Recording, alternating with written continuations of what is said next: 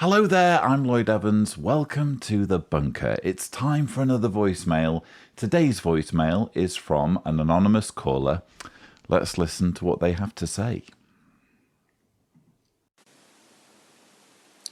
Hi Lloyd, I'm calling as an anonymous grandmother. Free to use anything that I'm saying if you find it useful.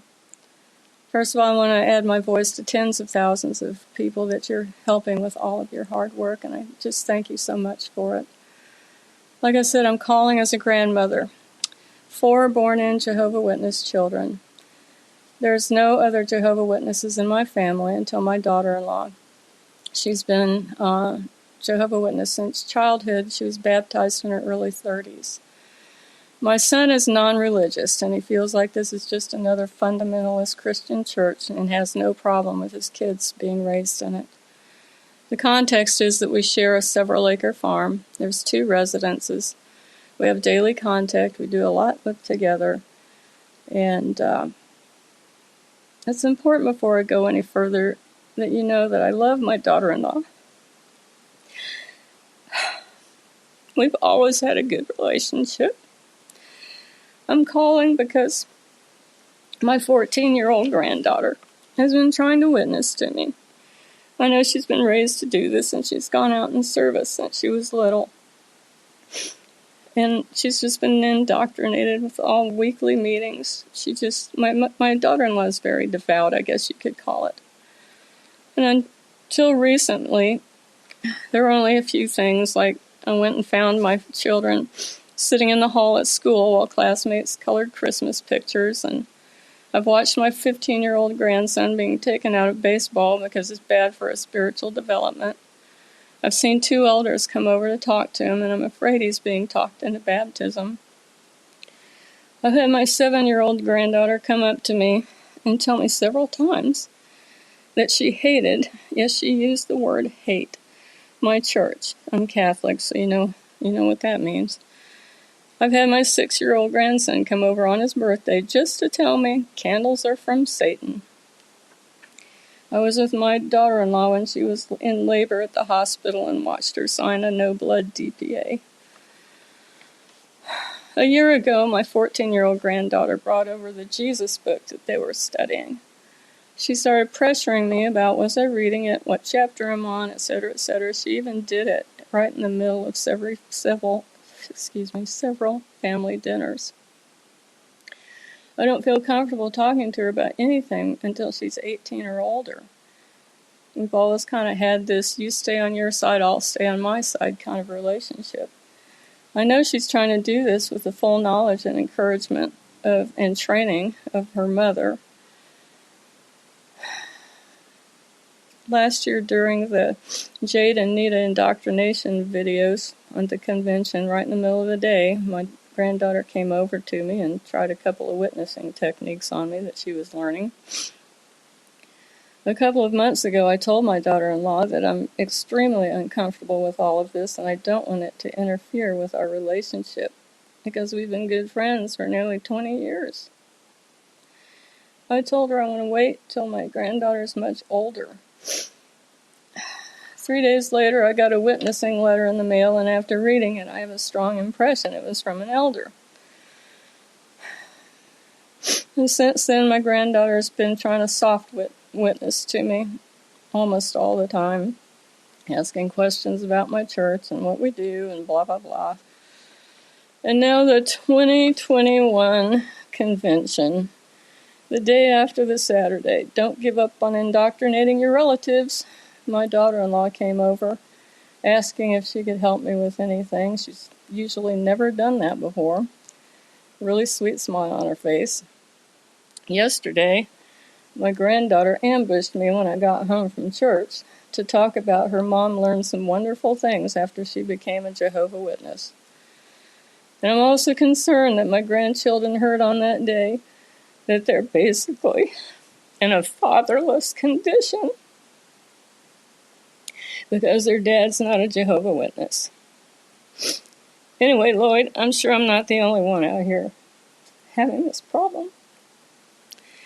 Anything you'd like to say would be wonderful. Thank you.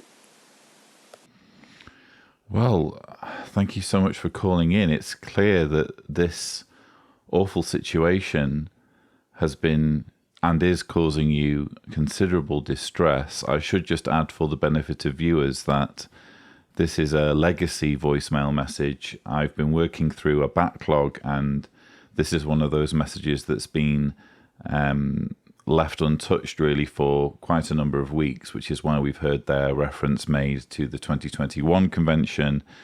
And obviously there's been some water under the bridge since then. So my response is coming late.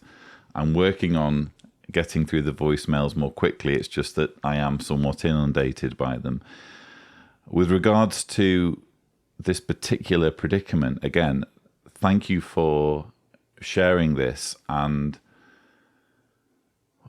I guess it's helpful, if nothing else, for people to know, for people to hear your story so that they can relate to it and sympathize, because I've said it many times on this channel, it sounds like I'm just repeating myself, but you are not alone. There are many, many people going through these sorts of situations, and that's not to in any way negate your emotions. What I'm trying to do is help you feel less isolated, because I can imagine when you're on the receiving end of this treatment, you must feel extremely isolated and extremely alone, and you're not. So that's the first thing. Second thing is, again, it's the usual disclaimer, I'm afraid. You're coming to me for advice, you're sharing your situation, which I very much appreciate, but I must just stress I am not a professional counsellor or therapist. And whenever there is acute anxiety or acute distress or depression or loss or strong feelings that are overpowering you, you know, it's really professional help that you should be seeking out. So that would be the most urgent recommendation, really. It would be to seek out professional help. As difficult as that can be, I appreciate. You know, number one, it's the cost. Number two, finding a therapist that has some knowledge or some experience with cults. It's difficult, I know. But I feel it would be irresponsible for me to not point you in that direction. What would I do in your situation? I guess I'm asking myself, listening to your message, and you've sort of already done it.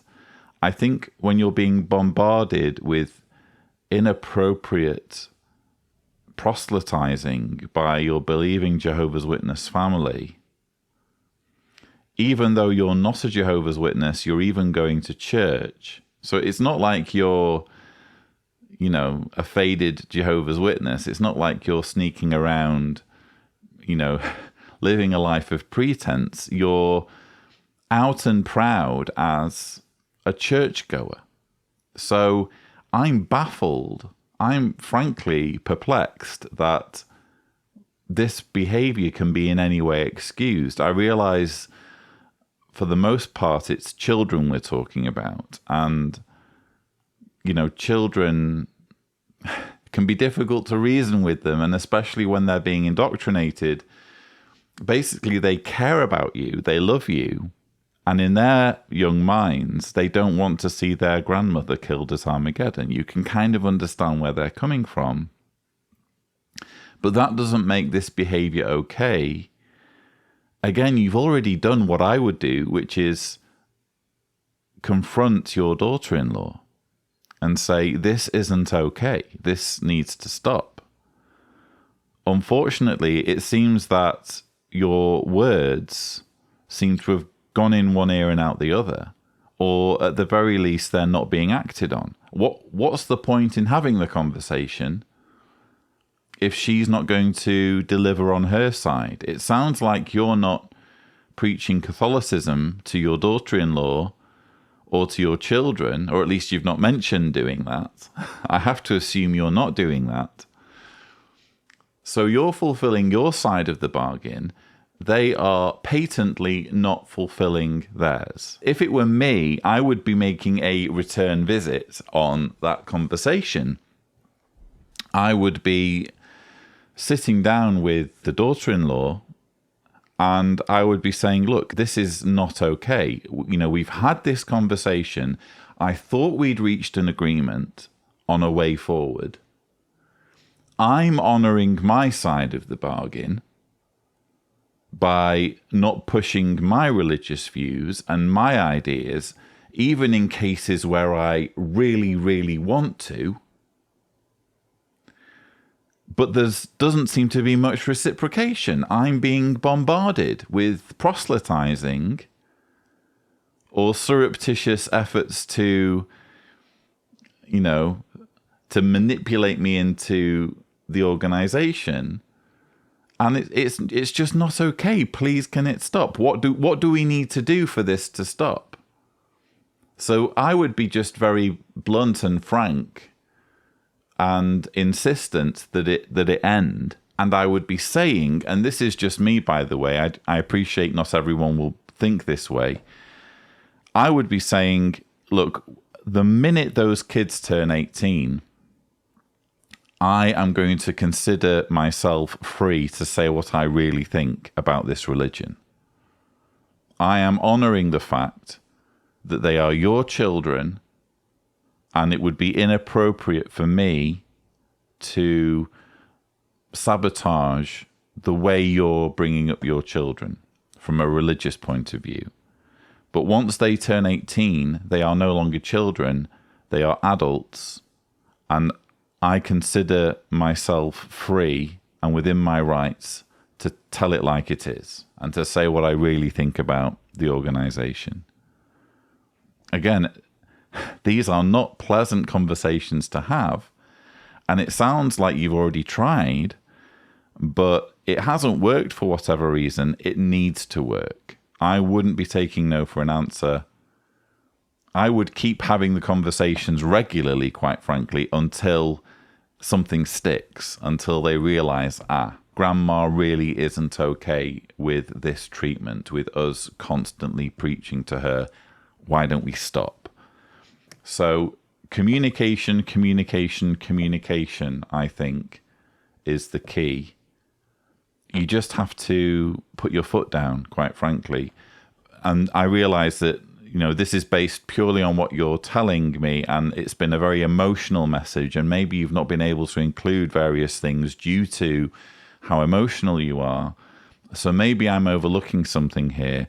It just doesn't seem that the behavior of the Jehovah's Witness component of your family is in any way acceptable, and it needs to stop. But first and foremost, given the impact this is having on you emotionally, again, whatever help you can get in terms of therapy and counseling, please do look into that, because it sounds like it's really affecting you.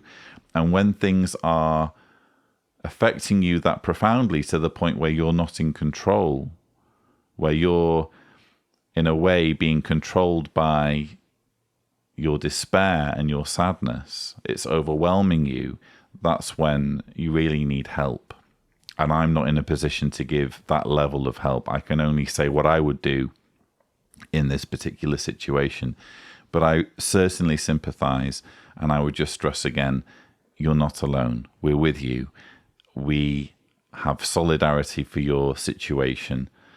And I really hope things resolve themselves one way or another, hopefully just with the passage of time. And again, just putting your foot down on this, things can improve at least a little bit.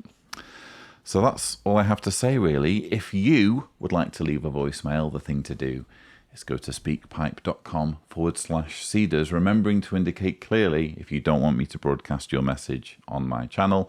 But that's all we have time for. Thank you so much for watching.